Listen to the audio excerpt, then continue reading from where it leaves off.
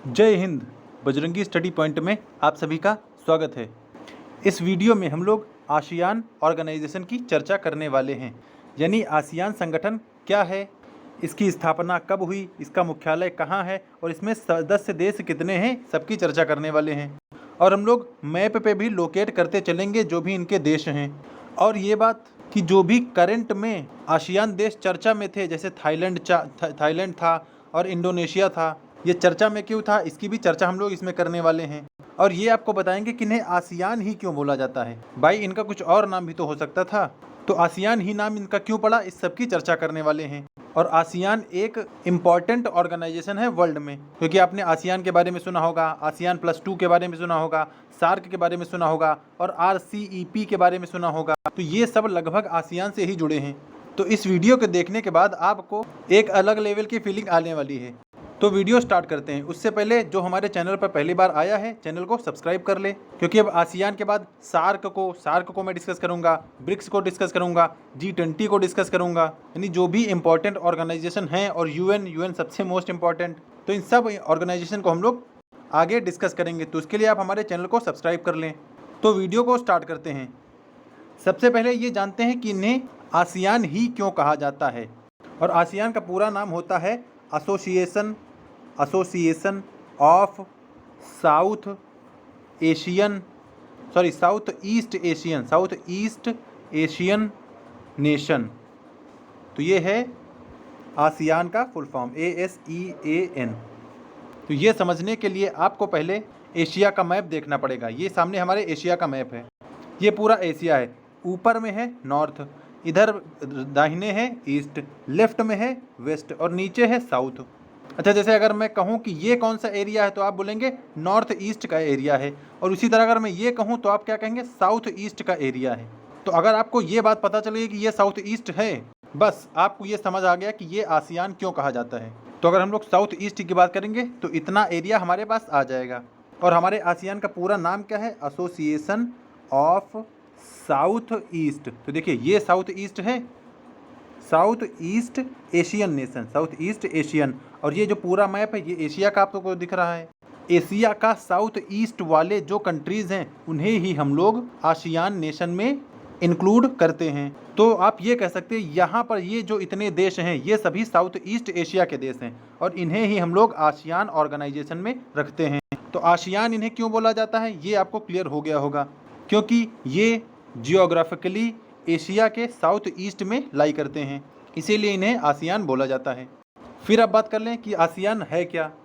तो यहाँ पर लिखा है the association of south east Asian nation, यानी कॉमनली एज आसियान इसको बोला जाता है। और क्या है, is a political and economic union of 10 states in south east Asia. यानी साउथ ईस्ट एशिया के 10 देश आपस में एक पॉलिटिकल और इकोनॉमिक यूनियन बना के चलते हैं, उसी को हम लोग साउथ आसियान बोलते हैं। और बात करेंगे कि इसकी स्थापना कब हुई थी।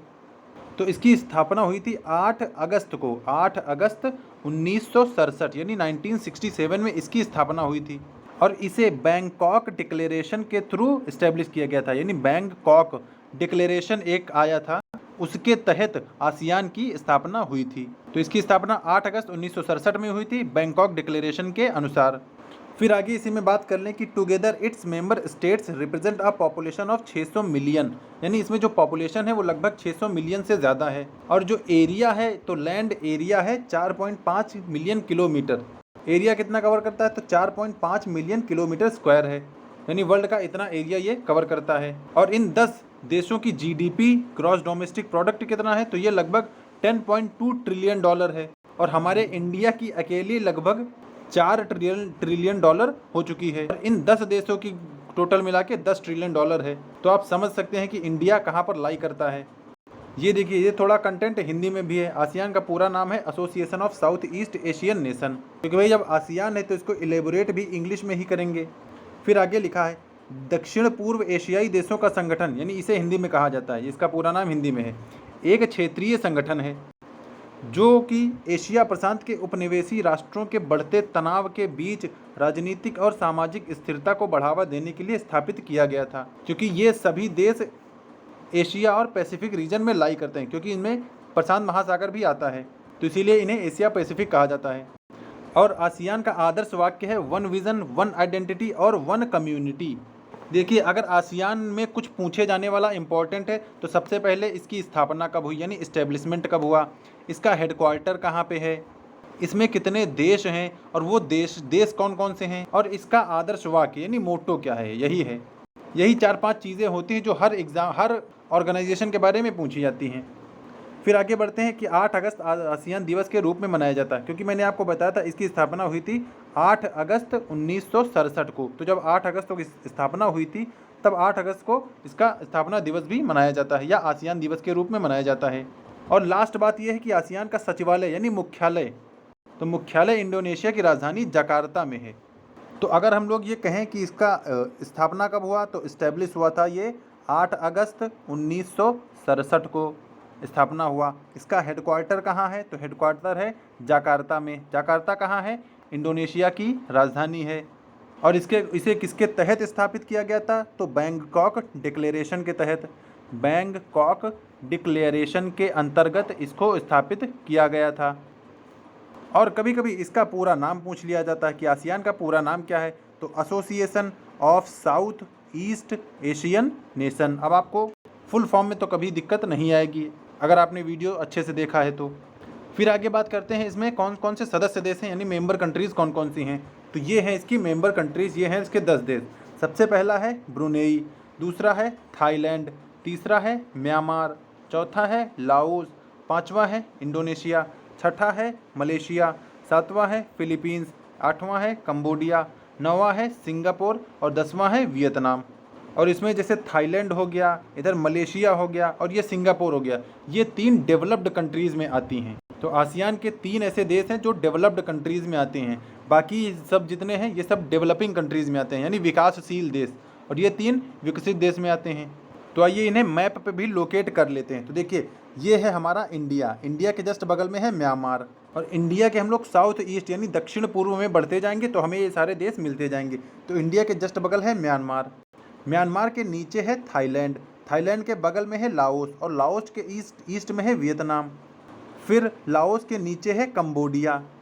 ये 5 देश तो लगभग एक टेरिटरी में हो गए। फिर उसके नीचे है मलेशिया, फिर नेक्स्ट है सिंगापुर, इधर ये है ब्रुनेई, इधर ये फिलीपींस, और ये पूरा पीला पीला ये है इंडोनेशिया। तो एक बार इन सभी देशों को उनकी राजधानी से देख लेते हैं। इंडोनेशिया की राजधानी है जकार्ता, जकार्ता है। मलेशिया की है कुआला लंपुर, कुआला लंपुर, आपको सबकी राजधानी याद होना चाहिए। फिलीपींस की है मनीला, मनीला में क्या है, एडीबी का हेडक्वार्टर है। सिंगापुर, सिंगापुर सिटी है, सिंगापुर सिटी, मैं शॉर्ट फॉर्म में लिख रहा हूँ। थाईलैंड की बैंकॉक, और बैंकॉक डिक्लेरेशन से ही इसको स्थापित किया गया था। ब्रुनेई, ब्रुनेई की राजधानी थोड़ा अजीब है, इसकी राजधानी है बंदर सेरी बेगावन, बंदर सेरी बेगावन, यानी इसे कभी कभी बंदर सेरी भगवान भी बोला जाता है।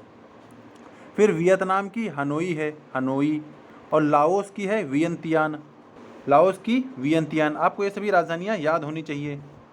और म्यांमार की है नेपिता, ये हमारा पड़ोसी देश है, नेपिता इसकी राजधानी है। और कंबोडिया की है नोम पेन, नोम पेन, तो ये इसकी राजधानी है।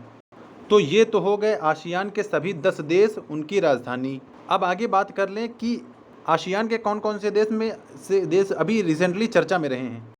तो उसमें जैसे हम लोग मैप पे वापस लौटते हैं, इसको मैं ज़रा क्लियर कर दूं। तो इसमें जो भी हाल ही में चर्चा रहा वो इंडोनेशिया चर्चा में रहा है, क्योंकि इंडोनेशिया की जो राजधानी है जकार्ता, अब ये अपनी राजधानी शिफ्ट करने वाला है। अब जकार्ता से अपनी राजधानी किसी दूसरे आइलैंड पे ले जाएगा, क्योंकि जकार्ता डूबने वाला है। डूबने वाला का इन द सेंस क्योंकि भाई ये सब आइलैंड कंट्री हैं और जकार्ता भी एक आइलैंड पे यहाँ पे बसा हुआ है। तो जब आइलैंड पे है तो इसमें धीरे धीरे यहाँ पे पानी भर रहा है, तो पानी भरने की वजह से इंडोनेशिया अपनी राजधानी शिफ्ट कर रहा है जकार्ता से। और यही हाल है थाईलैंड का, थाईलैंड की राजधानी है बैंकॉक, और बैंकॉक भी अब धीरे धीरे डूब रहा है, क्योंकि बैंकॉक यहाँ कहीं एकदम जस्ट पानी के किनारे है। तो यहाँ पर भी अब धीरे धीरे पानी भर रहा है, तो यहाँ पर भी पानी भर रहा है बैंकॉक के किनारे। तो इसीलिए थाईलैंड भी अपनी राजधानी शिफ्ट करने की सोच रहा है। और अभी ये रिसेंटली यानी कल परसों की ही न्यूज़ है कि थाईलैंड भी अपनी राजधानी बदलना चाहता है इंडोनेशिया की तरह।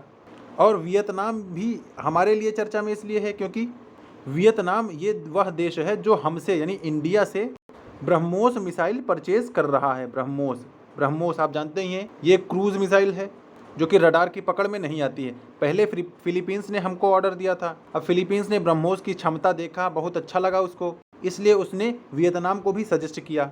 तो वियतनाम ने भी ब्रह्मोस का परीक्षण देखा, ये सब देखा, तो वियतनाम ने भी हमको ऑर्डर दिया है ब्रह्मोस मंगाने का।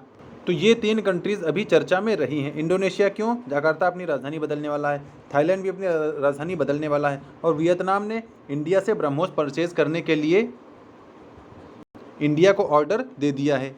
तो मुझे लगता है आपको आसियान के बारे में सब कुछ समझ आया होगा। इसके सभी देश, इसकी स्थापना, इसका हेडक्वार्टर, ये सब आपको अच्छे से क्लियर हो गया होगा। और हाँ, वीडियो की शुरुआत में मैंने आसियान +3 का नाम लिया था, चलिए उसको भी बता देता हूँ एक बार। उसके लिए एक नई स्लाइड ले लें हम लोग। देखिए, आसियान में तो ये 10 देश हैं।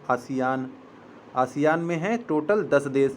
फिर आता है आसियान +3, मैंने A+3 लिख दिया है। अब ये 10 देश हो गए, प्लस 10 प्लस चाइना हो जाएगा इसमें, China plus Japan plus south Korea, यानी ये हो जाएंगे आसियान +3 में। फिर आसियान +5 में क्या होगा? आसियान +5 में देखिए 3 तो ये है ही हैं, 10 के बाद ये 3 हो गए, यानी ये 13 तो हो ही गए, 13 और +2 भी बचे, तो वो हैं ऑस्ट्रेलिया और न्यूजीलैंड। और इन्हीं आसियान +5 यानी 15 मेंबर को लेकर RCEP की चर्चा हो रही थी। RCEP, आपने 1 साल पहले RCEP का बहुत ज़्यादा नाम सुना था कि इंडिया RCEP से बाहर हो गया है। तो ये वो RCEP है जो आसियान और +5 मेंबर के साथ फ्री ट्रेड एग्रीमेंट की चर्चा कर रहा था। यानी अगर इंडिया इसमें साइन कर देता तो इंडिया भी सब कुछ फ्री ही दे देता, लेकिन इसमें इंडिया ने साइन नहीं किया था, और इसी वजह से काफ़ी ज़्यादा ये सुर्खियों में रहा था, क्योंकि सभी लोग चाहते थे कि हमें RCEP को लागू कर देना चाहिए, लेकिन हमारी गवर्नमेंट में ऐसा नहीं किया, क्योंकि अगर ऐसा कर देता तो हमें बहुत ज़्यादा नुकसान उठाने पड़ते।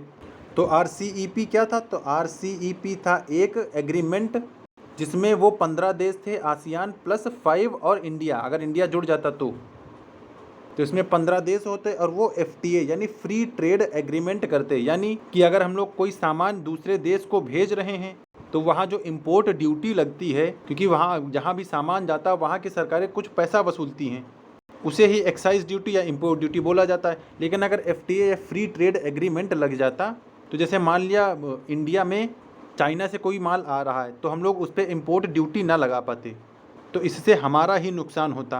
तो इसीलिए हमारी गवर्नमेंट ने, हमारी सरकार ने RCEP को लागू नहीं किया या इसमें साइन नहीं किया। देखिए, इससे हमारा थोड़ा बहुत फ़ायदा होता, लेकिन नुकसान ज़्यादा था, लॉस ज़्यादा था और प्रॉफिट कम था, इसीलिए हमारी गवर्नमेंट ने इसको नहीं माना और नहीं अप्लाई किया। तो ये था RCEP के बारे में, आसियान +3, आसियान +5 और आसियान। अब आपको सब कुछ क्लियर हो गया होगा। तो अब मुझे लगता है कि आपको आसियान से जुड़ा कोई भी ऐसा सवाल ना रह गया हो जो मैंने शायद ना बताया हो। इसकी स्थापना भी देख ली, मुख्यालय भी देख लिया, सभी सदस्य देशों को भी देख लिया, और मैपिंग के पे भी इसको लोकेट कर लिया है, और इसे आसियान क्यों बोला जाता है ये भी हमने शुरुआत में समझ लिया था। तो अगर वीडियो अच्छा लगा हो तो इसे लाइक कर दें, क्योंकि वीडियो बनाने में बहुत मेहनत लगती है। आप लोग तो बस देख के निकल जाते हैं, लेकिन काफ़ी मेहनत लगती है वीडियो बनाने में, तो इसे एक लाइक कर दें, और चैनल पर पहली बार आ रहे हो तो सब्सक्राइब कर लें, ताकि नेक्स्ट ऑर्गेनाइजेशन का वीडियो जब भी मैं डालूँ, नेक्स्ट ऑर्गेनाइजेशन वैसे SAR को होगा, तो SAR का वीडियो जब भी अपलोड हो आप सब तक नोटिफिकेशन पहुंच जाए। और जानकारी कैसी लगी हमें कमेंट में बताइएगा। जो भी करंट से अपडेट था मैंने वो सब आपको बता दिया है, और RCEP भी उम्मीद है मुझे आपको समझ में आया होगा। तो फिलहाल इस वीडियो में इतना ही था, मिलते हैं नेक्स्ट वीडियो में, तब तक के लिए जय हिंद।